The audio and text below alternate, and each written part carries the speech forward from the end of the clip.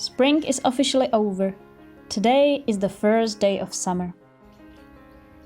Looking back at this spring, it was a beautiful time full of waking up from winter sleep, lush growth full of life, beautiful blooms, but also a lot of work with sowing and caring for young plants, cutting shrubs, trees, planting new additions to the garden, and so on. One often feels that cannot keep up, but spring brings a very strong zest for life, which can be seen at every step, and the garden changes every day. It's unbelievable how fast everything grows and blooms. The spring was relatively cold. Some plants also face carefree the possible frosts. Others let themselves be seduced by the high temperatures from the beginning of spring, and they are surprised that they do not know how to deal with the incoming frosts, such as hydrangeas, which were then burned by frost, and it took several more weeks for them to recover. Compared to previous years, this spring has brought a lot of moisture. Most of the plants cheered, and everything turned beautifully green. It has also benefited, for example, kohlrabi or salads, which prefer colder temperatures and a lot of moisture.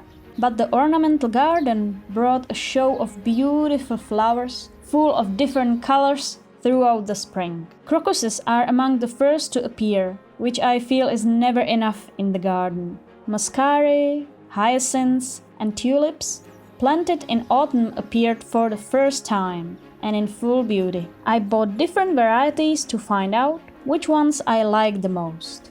And I will buy few more this autumn, because their flowers are a beautiful balm for the soul after the winter. But the most beautiful time of spring is when the trees and shrubs start to bloom.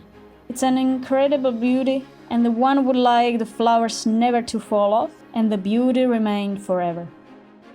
The ornamental cherry is the first to wake up. The sakura shows its beauty, while the blooms sway on the branches like pompons.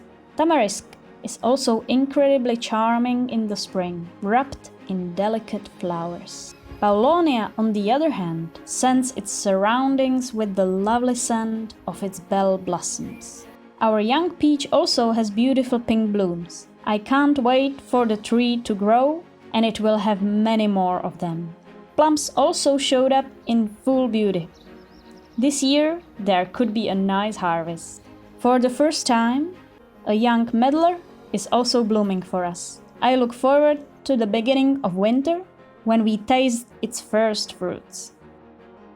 Fruit bushes make me also very happy when I imagine the tasty and healthy harvest that we will soon enjoy.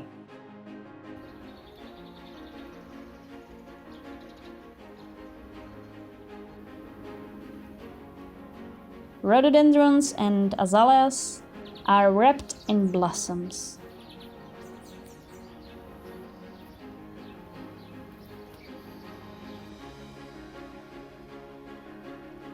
The young clematis also bloomed beautifully, which I let stretch on the trunk of a large tree so that its roots were hidden in the cold, and the flowers stretched up and enjoyed the sun.